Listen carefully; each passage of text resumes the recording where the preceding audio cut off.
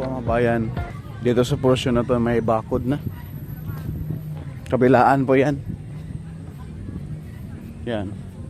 Itong release sa kabila.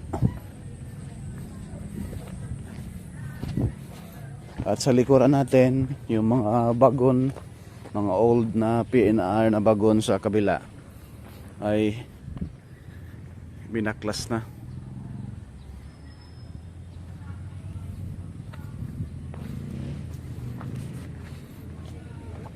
Dito na lang yung kaharap sa ating camera ay approaching dyan sa Parian, Calamba.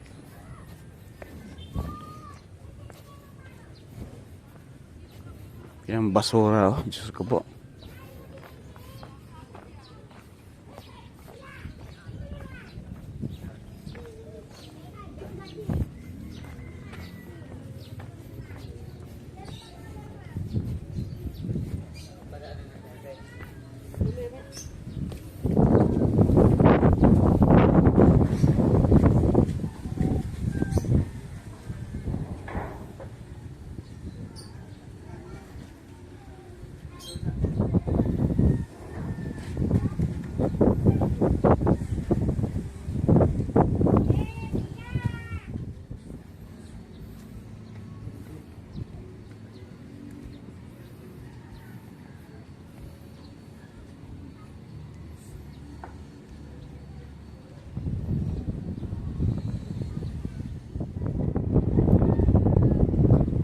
Kalawang habayan sa mismo tulay.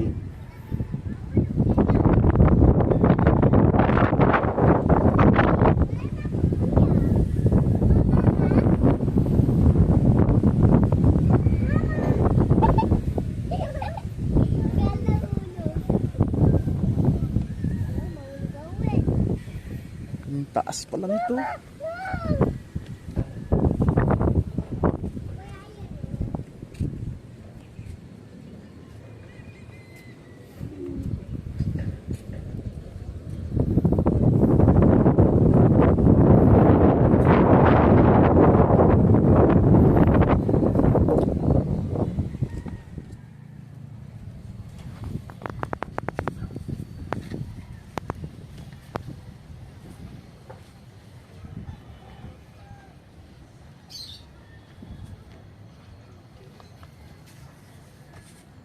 Yan po sa unahan mga bayan. Ito na yung crossing na kung saan yung mga bagon, yung mga bagon dyan sa PNR ay tinatanggal na.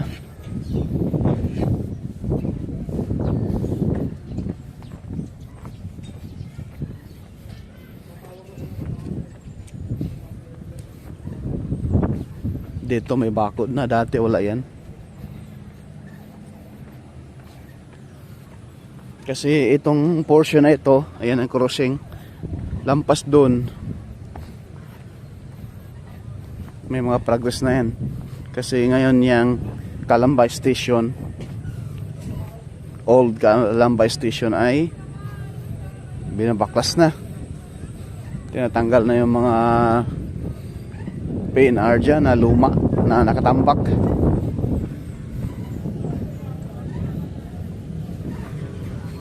Dito babakura na rin to rito. Ito yung crossing mga kabayan. Yung pakanan SM Calamba, pakaliwa papuntang Jose Rizal, yung bahay ni Jose Rizal dyan sa Calamba. Ayan o.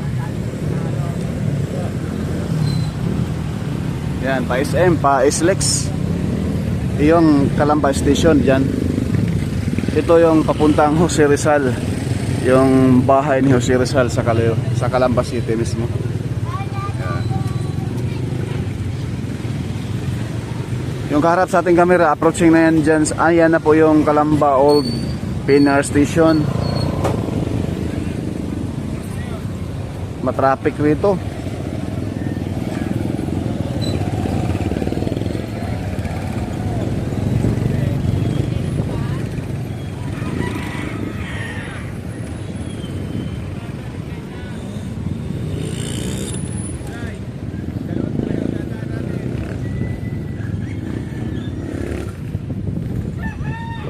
Ayan, ito na po yung old Calambay PNR station. Ayan yung mga bagon dyan sa bangad ng kanan. Wala na, backlash na.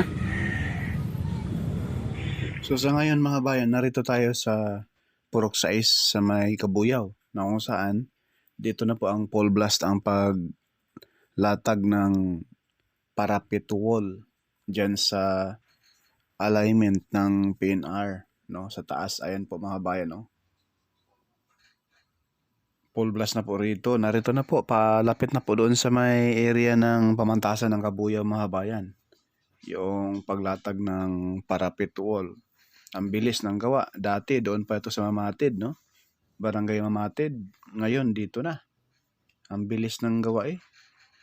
So, ang inaabangan natin rito yung maglalatag na po ng release dito sa portion ng Mamatid, no? Kung saang area ito mag-start ang paglatag ng release.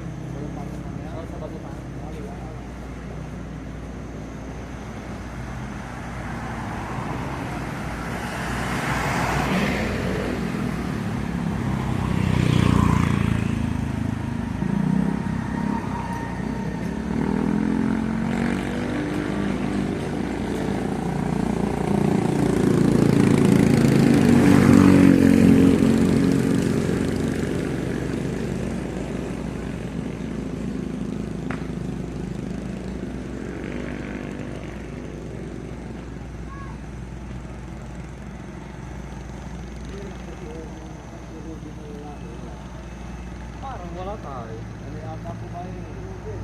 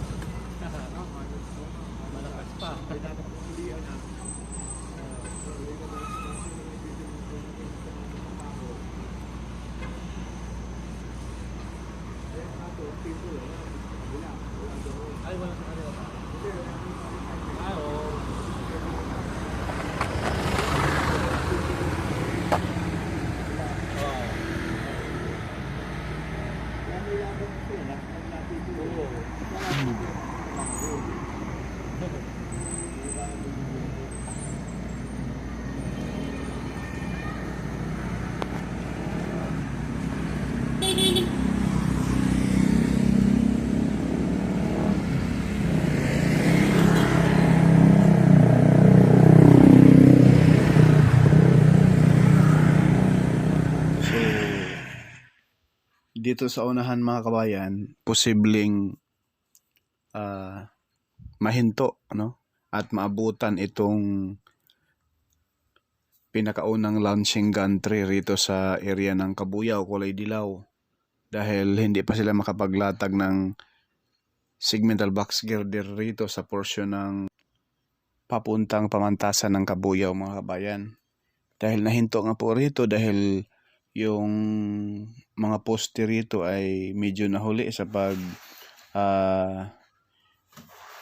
buhos, kaya nahinto yung launching gantry rito. Dapat approaching na po ito doon sa pamantasan ng Kabuyaw. So ayan sa dulo mga kabayan, yung kulay dilaw na launching gantry, ito po yung pinakauna na launching gantry rito sa PNR in SCR South. Mabilis sana ang progress mga kabayan, kaso yung challenge dito yung pag kasi yung pinaka poste, no? Ayan po yung launching gantry, oh. Diyan po mga kabayan, dito po nahinto bago mag pamantasan ng Kabuyaw. At talagang pati yung paglatag ng parapet wall ay siyempre mahinto rin dyan sa area na yan. Dahil yung poste dyan kasunod ay wala pang pierhead. Hindi pa nabuhusan yung pierhead mga bayan. So andyan na yung poste. Yung poste nga ay wala pang yung poste mismo hindi pa natanggalan ng mga cover eh. Ayan po yung poste mga bayan, oh. Sa bandang kaliwa natin. Ayan pa. So parang isa pa lang, no? So hanggang doon yan sa pamantasan ng Kabuyaw, mga 300 meters. So ayan yung poste mga bayan, yung mga poste dyan. May mga cover na siya, may buhos na. Yun ang problema dyan, magbubuhos pa sila para sa mismong pierhead. Aabutin pa ng 1 linggo yan bago pwede latagan kasi patigasin pa po yan mga kabayan. Ganon po. At pagpurma lang pagbuhos sa pierhead, mabilis laang. Yung mismong patigas, dahil kailangan patigasin yan mga bayan. Hindi yan basta-basta lalatagan agad, no? Tambak na rin dito ang segmental box girder.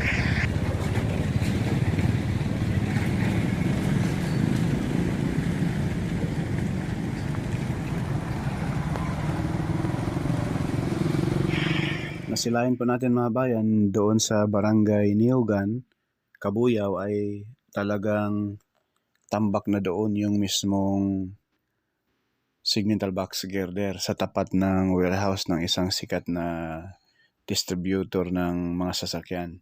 So ayan po yung area rito sa Santa Rosa City, Laguna. Ito ay 20 meters na lang mga kabayan, ay yun na po yung Santa Rosa Old PNR Station na ngayon ay borado na, no? Pati rin po doon sa Old Calamba PNR Station, borado, buburahin na yun mga bayan, at lahat ng mga old PNR na bagon roon ay binabaklas na, tinanggal na, wala na roon mga kabayan. Baka pinakilo na yun. So ito na po yung progress rito. Ang bilis, no? Nakaraan last update natin, doon pa lang itong launching gantry sa area ng Southville, no? So sa ngayon, narito na. Nasa na mga kabayan, patawid na rito sa papasok doon sa bayan ng Santa Rosa, sa mismong old PNR station ng Santa Rosa, Laguna mga kabayan. So ngayon, walang gumagawa, arong Sabado, no? Dahil ay walang nag-install ng segmental box girder. Pero may mga nagtrabaho dyan sa pagbuhos ng mga poste sa mismong pinaka-main column nitong PNR. So ang ating kamera ngayon ay approaching papuntang Kabuyaw. So pakita ko sa inyo mga bayan kung gaano na po kahaba. Grabe ang ganda Kitang-kita ang Mount Makiling,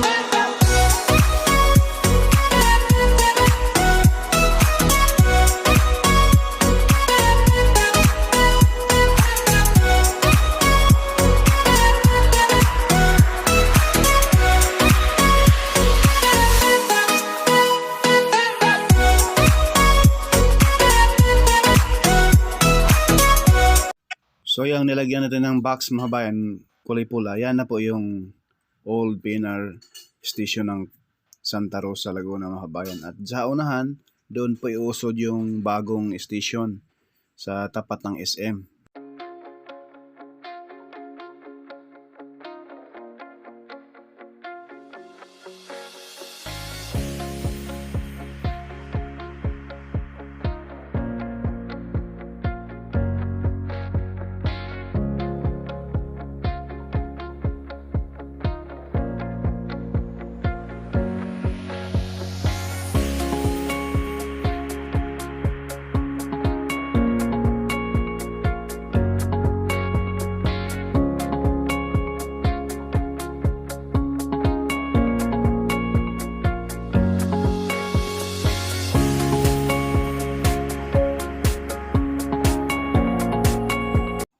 So yan mga bayan, sa area na yan, nilagyan tayo ng araw.